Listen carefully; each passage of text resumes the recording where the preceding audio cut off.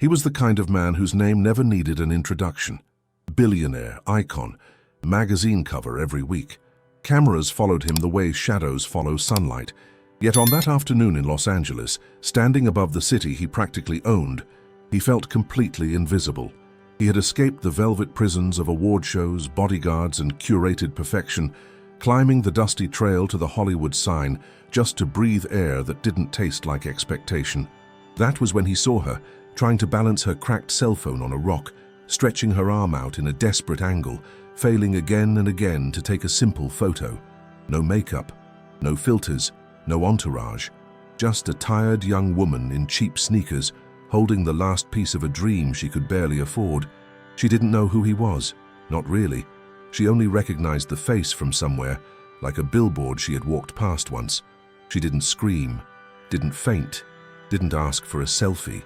She just stared, surprised that a stranger in designer shoes asked quietly, "Do you want me to take the picture for you?" That moment should not have mattered. A billionaire helping a tourist. Two worlds that never touch. But there was something in the way she lifted her chin, defiant even in embarrassment, that froze him. Something in her voice, shaped by the deep south, unpolished and full of truth, that sounded like freedom. Something in her eyes that had never been trained to act impressed. What neither of them knew was that the second he pressed the button on her broken phone, the first photograph of their story had already been taken by a paparazzo hiding in the brush, waiting to turn tenderness into scandal. Hit like, subscribe, and comment the city and state you're watching from. The photo looked harmless at first. A billionaire in dark jeans, a quiet smile, holding a stranger's phone beside the Hollywood sign. But within 3 hours, it was already on 3 gossip blogs, then on 12, then on every platform where people sharpen their opinions like knives. They zoomed in on her face first, not his. They circled her skin tone, her hair, her shoes, her weight, her lack of beauty, as if a woman's worth were a public vote. They didn't know her name, so they renamed her the ugly tourist, the Alabama girl, the mistake in sneakers. He was trending too, but for the wrong reason. Headlines asked why a man worth $40 billion would waste a smile on someone like her. They called it charity. They called it insanity. They called it a scandal. Her real name was Amara Cole, 25 years old, born in Selma, Alabama. Worked double shifts at a diner just to afford a 3-day trip to California. No one online cared that she had dreams. No one zoomed in on the courage it takes to leave the South with nothing but hope and a suitcase someone else had already used. They only saw what the world had trained them to see: status, surface, symmetry.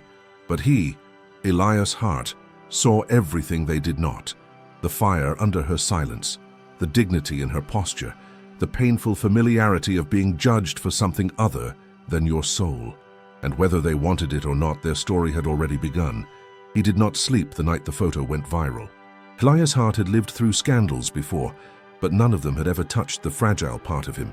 He never showed the world. Rumors about his family, rumors about his money, rumors about fake romances created by agents who treated love like a marketing strategy. He had learned to ignore all of that. But this time the attack was not on him, it was on her.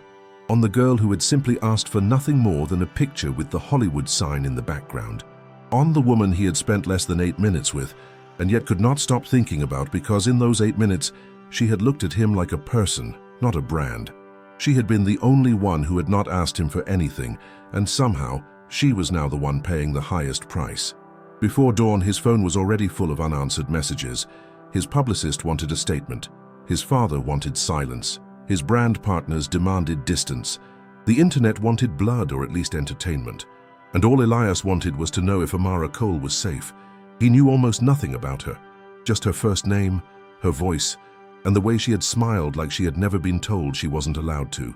He remembered the way she held her broken phone carefully, almost protectively, as if the small, cracked screen was the only window she had to the life she still hoped to live. That image haunted him. When the sun finally rose over Los Angeles, he made a decision no one expected. He ignored his father's warning, fired the PR team who wanted to write a fake apology, and went looking for her. He did not sleep the night the photo went viral. Elias Hart had lived through scandals before, but none of them had ever touched the fragile part of him he never showed the world.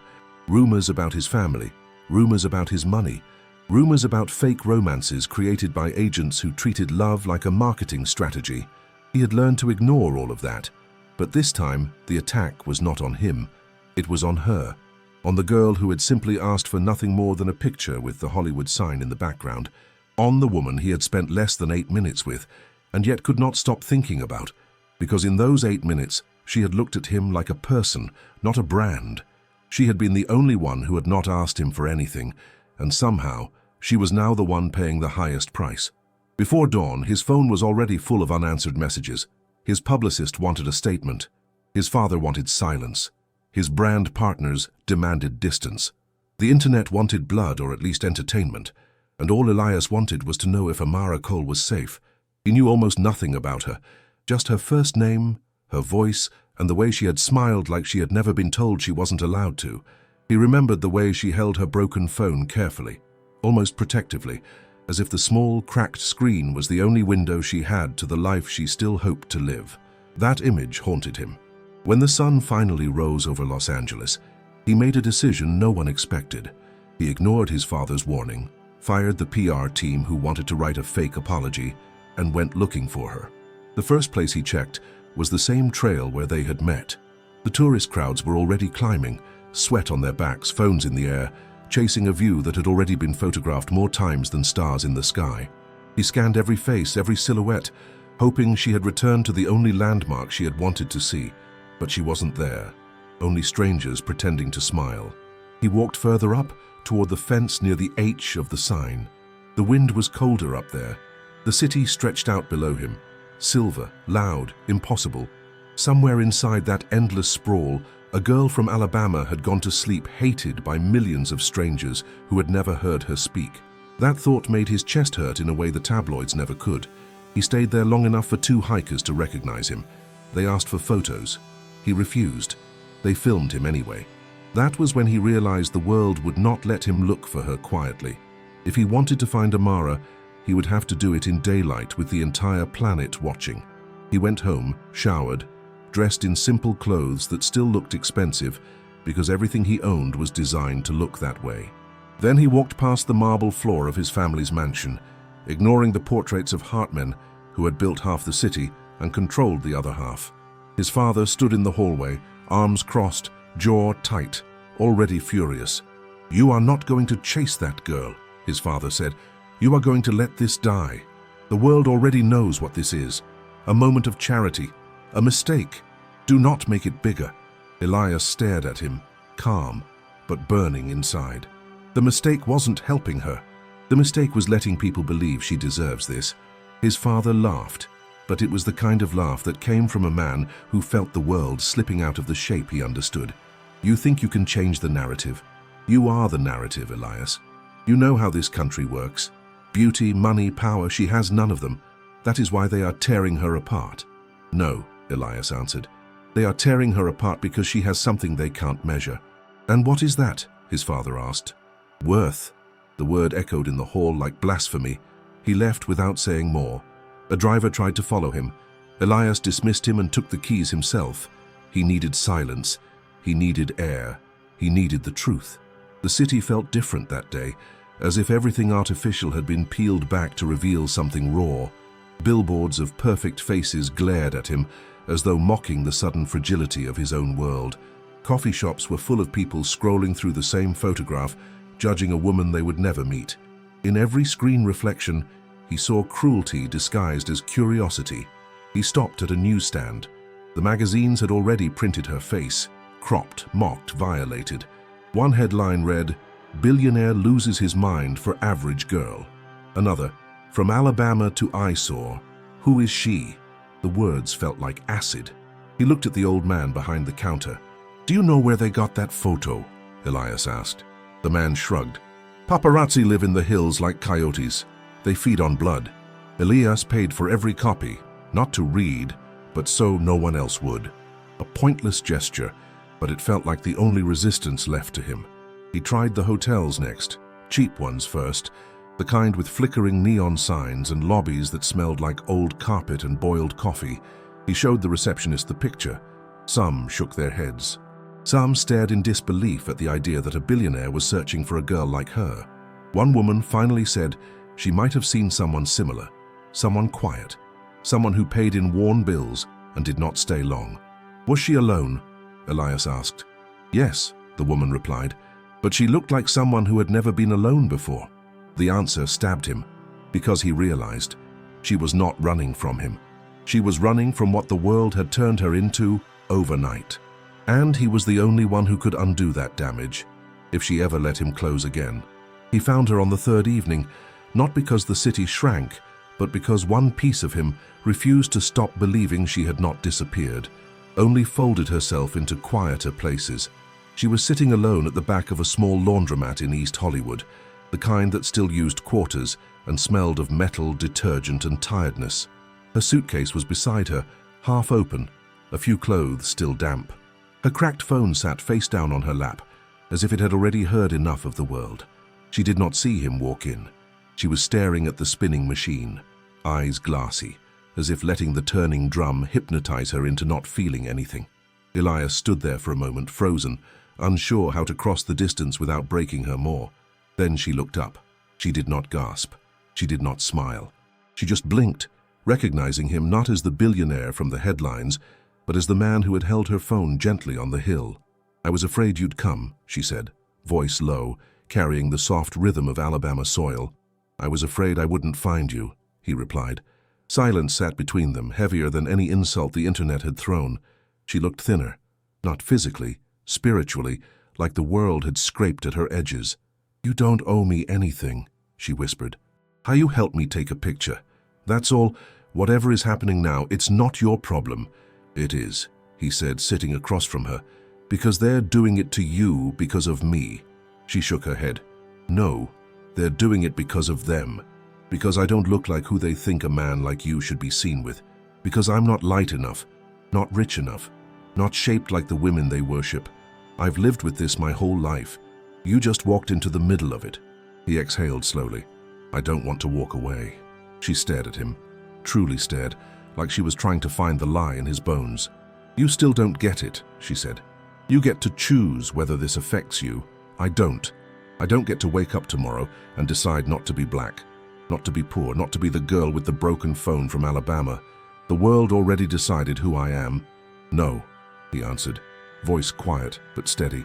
"They decided who you are to them, not who you are to me." A small laugh escaped her, not joyful, aching. "You don't even know me." "Then let me," he said. And there, inside a laundromat lit by flickering bulbs and surrounded by strangers' socks turning in circles, she finally broke, not dramatically, not loudly, just a single tear, traveling down a face that had spent too many years pretending it did not hurt to be looked at the wrong way. He did not reach to wipe it. He let it fall because dignity does not come from being rescued, but from being seen. "What do you want from me?" she asked. "Nothing," he said. "Just the chance to stand beside you instead of above you." Those words did something structure-breaking inside her, but before she could reply, the door swung open and a woman burst in holding her phone. "Oh my God," the woman said. "It is you. I knew it. People said you were hiding with her. You two are trending everywhere." She took a picture without asking. The flash lit the entire laundromat, burning away the quiet like police lights through a window. Amara flinched. Elias stood. "Delete it," he said. "No," the woman answered. "This is history. This is cruelty," he replied. But it was too late. Another photo had been taken. Another round of poison would begin. Amara stood, grabbed her suitcase, and walked toward the back exit without looking at him. "Amara, wait. Don't follow me," she said. He watched her leave again, and this time something inside him sharpened into resolve. He was done reacting. He was done hiding behind the diplomacy of rich men, afraid of bad press. If the world wanted a war, then they would finally see what a man looks like when he has nothing left to protect except the truth. That night, Elias Hart made a second decision. He would not only stay with her, he would stand with her, publicly, painfully, permanently, not as a savior, not as a charity project, but as a man finally refusing to let cruelty define what love is allowed to look like. The next morning, every news station in America would wake up to a headline none of them expected. Elias' heart breaks silence. Her name is Amara Cole. She is not a mistake. And whether the world was ready or not, the fight had officially begun. The morning after Elias spoke her name, the world did not pause. It charged. By sunrise, his statement had already broken into 3 versions. The one he said, the one the media rewrote, and the one the internet decided was true. Her name is Amara Cole. She is not a mistake. That was all he said. No speech, no damage control, just honesty. But honesty is gasoline in a world that prefers sparks to truth. News anchors dissected every syllable. Commentators debated whether he was in love, delusional, or staging a publicity stunt. One magazine called it the most confusing romance in American celebrity history. Another published a list titled 10 Reasons She Doesn't Deserve Him, as if worth could be calculated like stock value. Hashtags multiplied like infections. She is not enough. Beauty standards matter. Elias has fallen. But the worst attacks were not aimed at him. They were aimed at her skin, her features, her body. People who had never seen Alabama suddenly spoke like experts on Southern poverty, calling her uneducated, desperate, proof that rich men always go for the weaker prey. Others said she was lucky, as if love were a lottery and she had stolen a winning ticket she didn't pay for. Amara watched the world turn her into fragments of insult.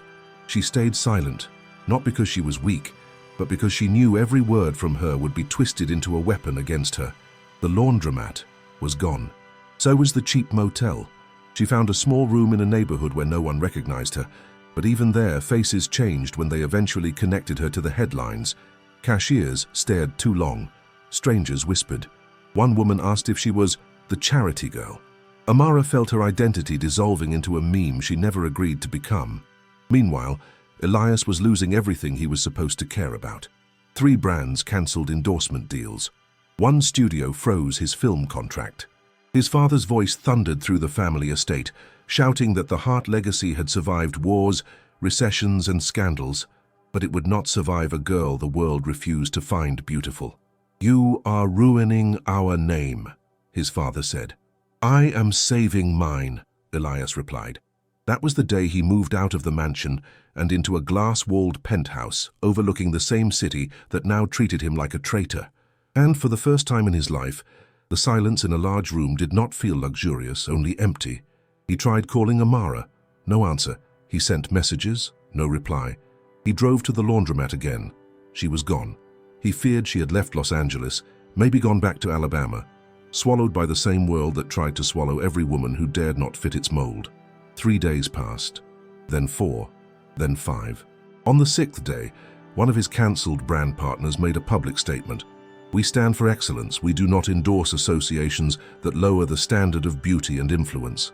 It was a polite way of saying, she is not good enough to exist next to us. And that was the moment something inside Elias snapped. Not with rage, but with clarity. If the world wanted to measure worth by beauty, he would force them to face a different scale.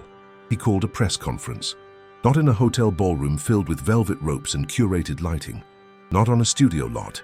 Not under his family's crest. He chose the Hollywood sign. The same place the story had begun. The same hill where the world had silently decided who she was allowed to be. When the cameras arrived, the wind howled over the hillside. Reporters expected a speech defending his career. What they got was a man with no prepared notes, staring into the lenses as if he was staring into the eyes of millions. "You call her unworthy," he said, "but you are not judging her, you are exposing yourselves. Every insult, every headline, every joke says more about what this country worships than about who she is. You want beauty? Then define it without hatred. You want perfection? Then explain why you've never required it from men. You want to know why I care? Because I have lived my life surrounded by the appearance of value. She is the first person I have met who has value without appearance." The hill went silent. And then, a voice from the crowd. "So where is she now?" He hesitated, because he did not know. That was the cliff the world needed. That was the headline they wrote. "Billionaire declares love for missing woman." And once again, the hunt began. This time not for photos, but for her. The question echoed through every headline, every podcast, every breakfast table in America. Where is she now? Some said she had run back to Alabama in shame. Others said she was hiding in a shelter. Conspiracy forums claimed the Hart family had paid her to disappear, but the loudest theory was the cruelest one, that she had never mattered, that she was just another temporary charity project for a bored billionaire, now discarded like a rumor gone out of fashion. But Amara was not gone. She was watching everything. She sat in a small library in Koreatown, the only place she had found where no one looked at her twice. She read every article, every insult, every mockery disguised as public debate, and she watched the press conference replayed again and again, Elias standing on the hill, saying her name like something worthy of breath. She did not know whether to hate him for dragging her deeper into the storm, or to thank him for not pretending she didn't exist. Her heart did something painful and complicated. It believed him, and it feared him, at the same time.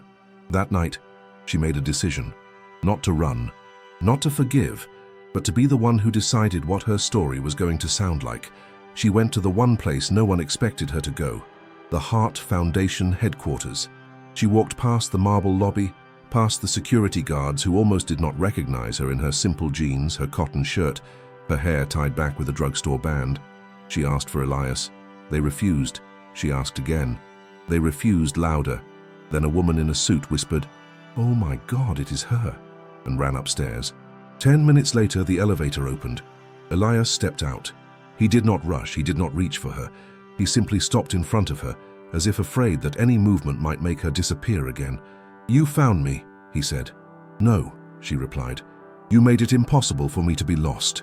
They stood there in the lobby, two people in the eye of a storm they had not created, but could no longer escape. He waited for her anger. She waited for his apology. Neither came. Instead, she asked, "Why did you do it?" "The press conference." "Because silence was turning me into the person they wanted me to be," he said. "And I refuse to live a life curated by people who hate strangers for entertainment." Her eyes softened, but only for a breath. "You don't get to save me," she said. "I'm not trying to," he answered, "but I refuse to let them destroy you alone." That sentence landed in her chest like a new kind of weight, one she didn't yet know how to carry, but didn't want to drop. She looked around the shining lobby, at the polished floors that had never welcomed someone like her. Then she looked back at him. "If I stay," she said, "I fight on my terms, not yours, not theirs, mine." "Then tell me the terms," he said. She took a breath. "No more hiding. No more letting them talk about me like I'm not real. If they want a story, I'll give them one, but it will be mine, and I won't let you speak for me again." He nodded. "Agreed. And when they come for you?" she asked. "They already have," he said, "but I am still standing." That was the moment the partnership began. Not romantic yet, not safe yet, but equal. A man who had everything except freedom, and a woman who had nothing except truth. They stepped outside together. Cameras were waiting. Reporters screamed questions. Microphones formed a cage. She did not flinch. She did not look down. For the first time, she looked into the lenses and said her own name. "My name is Amara Cole. I am not a scandal. I am not a debate. I am not a headline. I do not belong to strangers who want to decide my worth. If you want to know who I am, then you can listen, but I will not audition for your approval." A silence fell, the kind that comes when a narrative breaks. And then someone shouted, "Are you in love with him?" She didn't answer. Not because she was ashamed, but because some truths deserve to be spoken only when the world has earned the right to hear them. Instead, she walked forward. Elias followed, and the cameras flashed like lightning before a storm that had only just begun. Their love was no longer a rumor. It was a revolution with a heartbeat. The day after Amara spoke her own name, the world changed again, but this time, not from the outside, from the inside. Something shifted between them, not in confession, not in romance, but in resolve. They were no longer a scandal held together by coincidence. They were two people who had chosen to walk toward the fire instead of away from it. And the world, sensing that the story would not die, sharpened its teeth. A morning show host opened her segment with the line, "If this girl thinks she can lecture America about beauty, she's delusional." Another guest laughed and said, "She looks like a before photo, not a love interest." The audience laughed, ratings rose, insults became entertainment, entertainment became currency. But while the world was laughing, something else was happening, something quieter but far more dangerous. Elias received a formal notice from the Hart family board. His inheritance would be frozen if he continued any public association with Amara Cole. The letter was not emotional. It was surgical. A threat written in legal phrasing, signed by his own father. He read it once, he threw it in the fire. That afternoon, he met Amara in a small cafe he had rented out entirely because it was the only way she could breathe without phones pointing at her.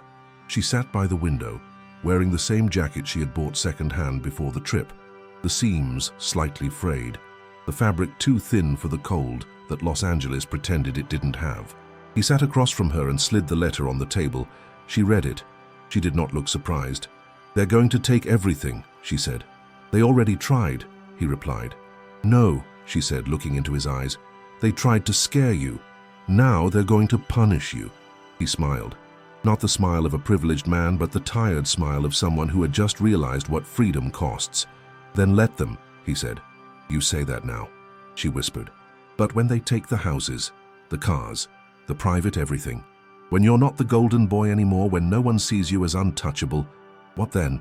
"Then I'll find out who I am without the gold," he answered. She leaned back, studying him like a painting that kept changing meaning in different light. "You really think love is enough?" she asked. "No," he answered. "I think we are." She didn't reply, but she didn't leave, and that was enough, for now. While they sat there, a man in a suit with perfect posture and a voice polished by expensive schools walked up to their table. He did not introduce himself. He simply set down a document. "Ms. Cole," he said calmly, "this is a cease and desist from Hart Industries. You are to refrain from associating your name with Elias Hart in any public context. If you do not comply, the family will pursue legal action for defamation, emotional damage, and brand interference." Amara stared at the paper. Elias stood. "Get out," he told the man. The man did not flinch. "You no longer speak for this family." Elias did not blink. "I never did. But this is the last time you speak for me." He escorted the man to the door, and the moment it closed, the air in the cafe changed. No more theories, no more whispers. Now it was war. Not emotional, not symbolic. Legal, financial, structural. The kind of war that tells a woman she has no right to love someone who belongs to a higher caste. Amara folded the paper and placed it in her bag. He watched her. "You're not scared?" he asked. "I am," she said. "But fear is not new for me. Entitlement is new for them." That was the moment she became more than someone the world mocked. She became someone the world feared because she would not break. And the world hates a woman who survives where she was meant to disappear. The lawsuit threats spread through the internet like wildfire. Commentators spun it into whatever narrative suited their agenda. Some said Amara was a gold digger being legally removed for trying to steal a billionaire's legacy. Others said Elias was being rescued by his family from a manipulative woman.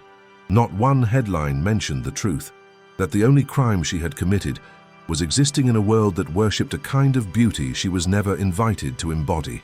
That evening, Amara disappeared again, but not to hide. She went to the one place she had avoided from the beginning, a camera. She walked into a small independent studio where a young black producer, tired of media poison, offered her a voice without editing. No glamour lighting, no scripted questions, no makeup team. Just a metal chair, a microphone, and a woman who had been publicly humiliated and still stood upright. She looked into the lens. "My name is Amara Cole.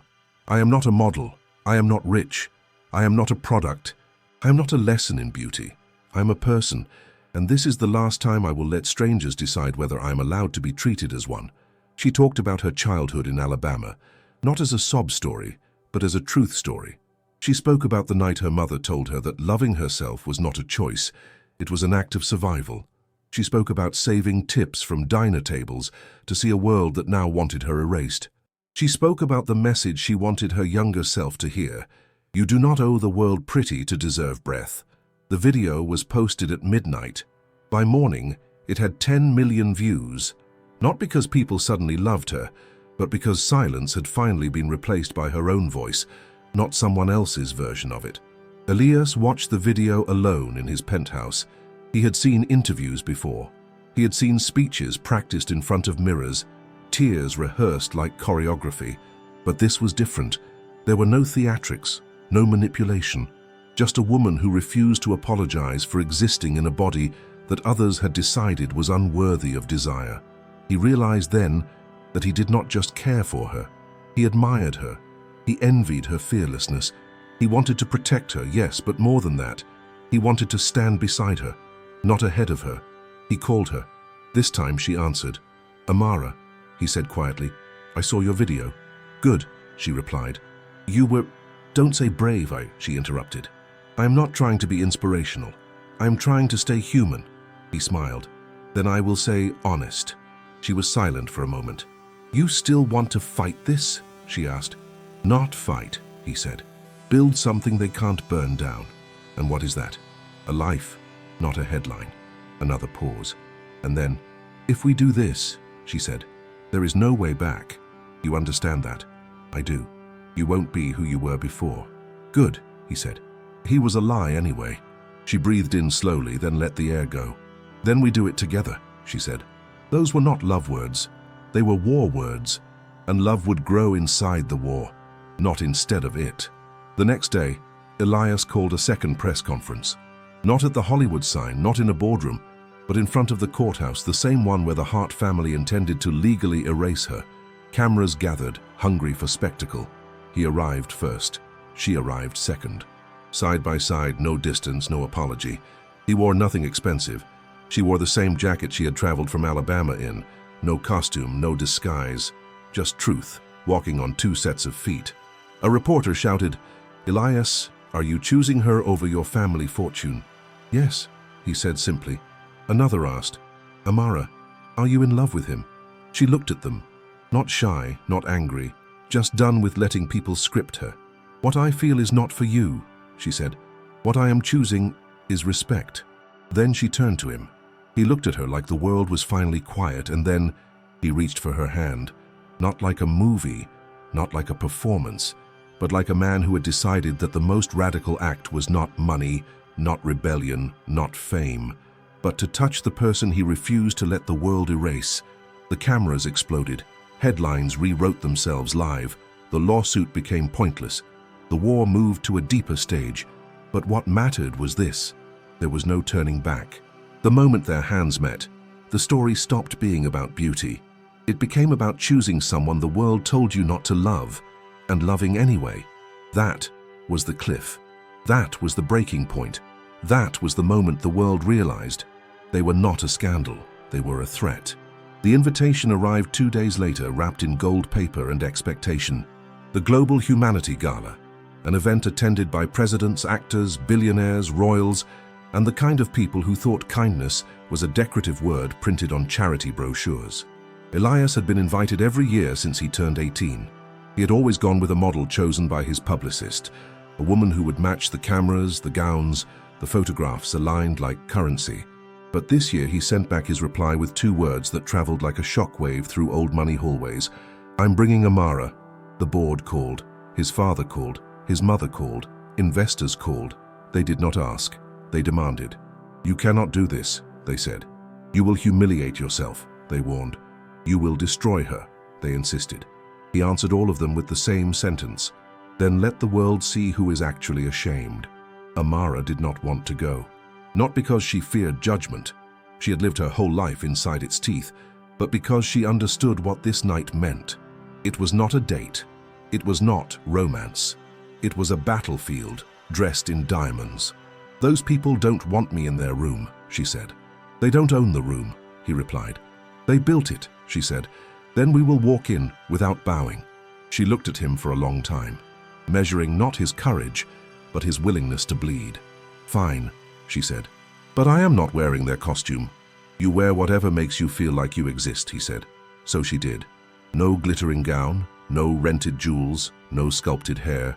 She wore a long dark dress she had bought at a thrift store in Alabama, the fabric soft from being washed too many times, the stitching slightly uneven. She let her natural hair breathe, full, unapologetic. She wore no makeup except the quiet kind, moisturized skin and truth. When they arrived at the gala, the silence inside the glass hall was not polite. It was surgical. Guests paused mid-sentence, heads tilted, eyes narrowed. A sea of gold, silver, silk, and symmetry froze at the sight of a woman who did not fit their catalogue of acceptable presents. Cameras flashed, not with admiration but with hunger. Elias offered his arm. She took it, not like a princess, like a declaration. The first person to approach them was a philanthropist with teeth too white to be human. "Elias," she said, smiling the way people smile when they smell something unfamiliar. "And this is?" "My guest," he said. "Oh," she replied, waiting for a last name, a profession, a pedigree, but Amara did not give her one. The woman blinked and walked away. That was the rhythm of the night. Every conversation opened with curiosity, then turned to confusion, then to offense. People wanted to know who she was, but what they really wanted was proof that she did not belong. They searched for the label that would make her easier to step over. Assistant, charity case, temporary fascination, tragic background story. But she refused to shrink.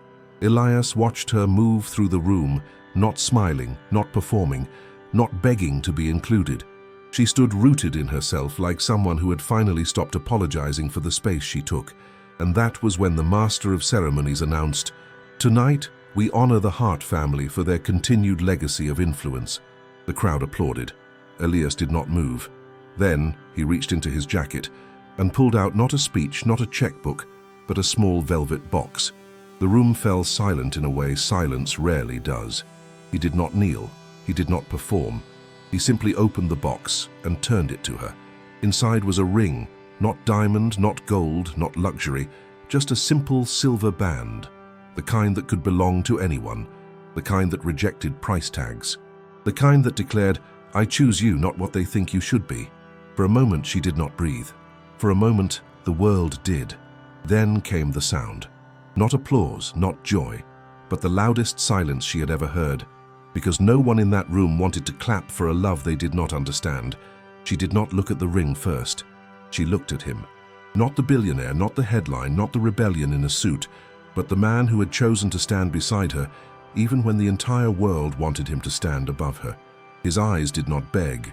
They did not demand. They simply waited. Because a real proposal is not a performance. It is a question asked without the safety of applause. Amara lifted the ring from the box. It was light, almost weightless. But when she held it between her fingers, it felt heavier than every insult she had ever carried. She slipped it onto her own finger.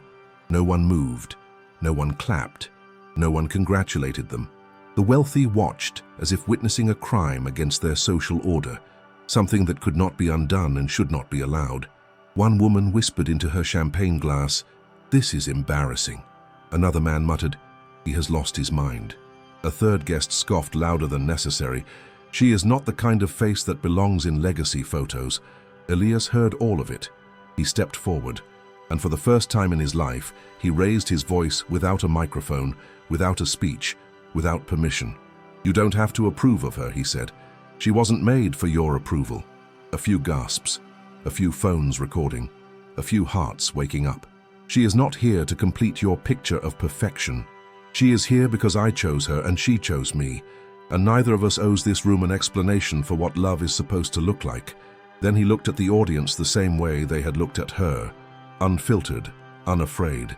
"You claim to support humanity, but what you really support is a version of it that fits inside your mirrors. Not one response, not one clap, not one apology. But something more important happened. People looked away first. Not him, not her, them. Because truth, when spoken without fear, forces the powerful to blink. Amara did not smile. She did not cry. She simply took his hand, walked out of the hall, and left the silence behind them like a body they refused to bury. Outside, the cold hit their skin like baptism. No cameras followed at first. Then the doors opened, and the flash storm began. Reporters screamed questions. "Is this real? Are you engaged? Are you prepared for the backlash? Do you understand what you've just done?" Amara turned to the cameras. "I understand," she said, "that love is not a luxury item. It is not owned by the beautiful, the wealthy, or the approved. You do not have to like me. You do not have to accept me, but I will not disappear to make you comfortable." A reporter shouted, "Do you think you deserve him?" She didn't even hesitate. I don't think in terms of deserve. I think in terms of choose. He chose me, I chose him, and none of you were invited to that decision. That line spread faster than any insult ever had.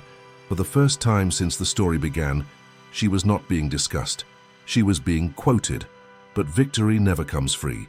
While the internet exploded with divided reactions, while young black girls reposted her video with pride, while hate comments doubled in violence, the Hart family made their final move.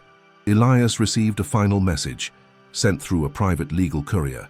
You are officially disinherited, all shares revoked, all assets frozen, name removed from succession. You may keep the ring. You will not keep the legacy. He read it. He did not break. He folded the paper, placed it in his coat, and walked to where Amara stood beneath a streetlight, still wearing the ring that the world said was unworthy. She looked at him. She did not ask the question. She already knew the answer. It's all gone, he said. Good, she replied. Now you get to find out what was real. He nodded. And in that moment, he did not feel poor. He felt free. But the world was not done with them, because when two people choose each other over power, beauty, wealth, and acceptance, the world either follows or prepares to crush them. And the world was already choosing its side.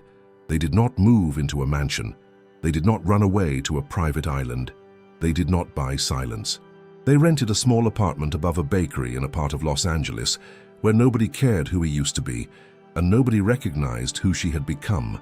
The window looked over a narrow street full of noise, life, and imperfection.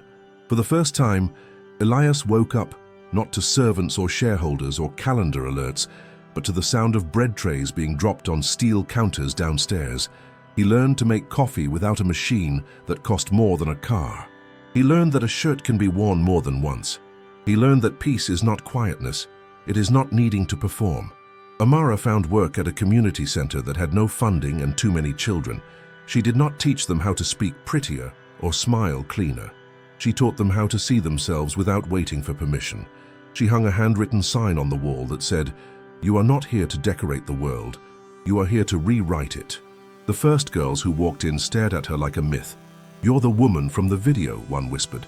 "No," she said. "I'm the woman still learning what to do with her voice. Sit. Let's learn together." She kept the ring. She kept the jacket. She kept the accent the world told her to hide. And slowly, so slowly the internet barely noticed, the storm began to lose momentum. People found new scandals, new faces to tear apart, new arguments to feed on. But something survived. Not the viral moment, not the headlines, not the outrage. The seed of what they did. A journalist who had mocked her publicly posted a quiet apology 6 weeks later. Not on the front page, not loudly. Just a small admission. "I did not see her.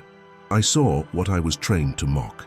A brand that rejected Elias announced a scholarship fund for underrepresented students in Alabama. People called it hypocrisy. Amara called it progress. She did not care whether the heart was pure, only that the result was real. One afternoon, Elias sat on the curb outside their building, eating a sandwich wrapped in paper, when a man approached him. Not a fan, not a hater, not a paparazzo, just a father. "My daughter watched your fiancé speak," he said. "She stopped saying she was ugly after that. I don't know what you two lost, but I know what we gained." That was the moment Elias realized something profound. He had not lost a legacy. He had traded it, and what he received in return was not wealth, but weight. The weight of mattering for the first time. He went back upstairs, found Amara sitting at the table with her broken phone beside her, the screen still cracked, still holding the first photo he had ever taken of her. "Do you want a new one?" he asked. "No," she said. "This one reminds me who I am, not their version." He sat beside her. "What do you think we are now?" he asked. "Not symbols," she said. "Not rebels. Not martyrs. Just two people who decided not to be edited." He laughed. "Not the polished kind, the human kind." Then she added, "And we haven't even started. Because love is not the story. What you build with, love is." Progress did not arrive like applause. It arrived like rainfall. Slow, scattered, almost invisible until the ground was different than before. Schools began inviting Amara to speak. Not glamorous schools. Public schools with leaking ceilings and cafeteria floors that smelled like bleach and survival. She never talked about Elias. She never talked about the scandal.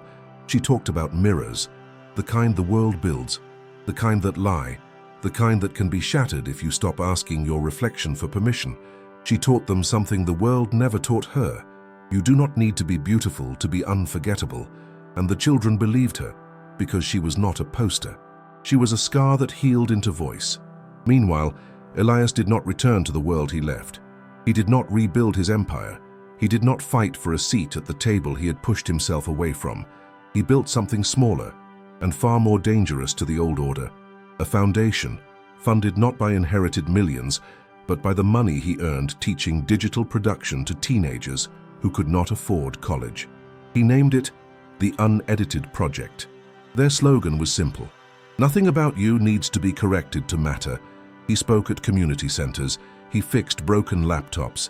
He helped young boys who thought self-worth came from brand labels on jackets. And in every classroom, in every hallway, one question always came from a whispering voice: "Is it true you gave up billions for a woman?" He always answered the same: "No, I gave up billions for myself. I found the woman on the way." Their lives did not become perfect. Some days the world ignored them. Some days it mocked them again. Some days the power of what they did felt too small compared to the power of what they tore down. But there was one moment, the kind that makes every bruise worth carrying, that proved the story had become bigger than both of them. A girl from Alabama, 14 years old, sent a handwritten letter.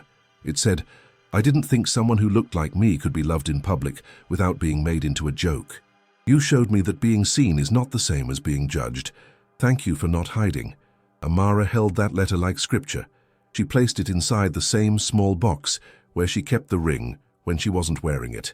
Inside the box were only 3 things: the silver band, the cracked phone, the letter. 3 proofs that the world can hate you loudly, and still, somehow, you win quietly.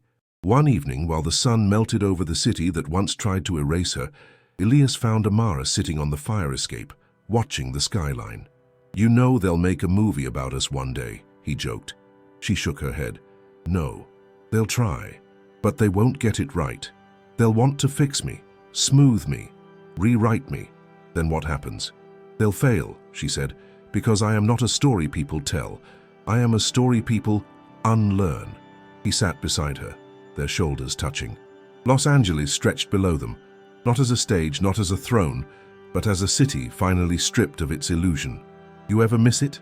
she asked. "The money? The life?" He thought for a long time. "I miss the version of me who thought he knew what freedom was," he said, "but I don't miss him enough to resurrect him." She nodded. Then she added quietly, "We survived them. Now we build us." That line stayed in the air, heavier than any vow, because it was not romance, it was blueprint.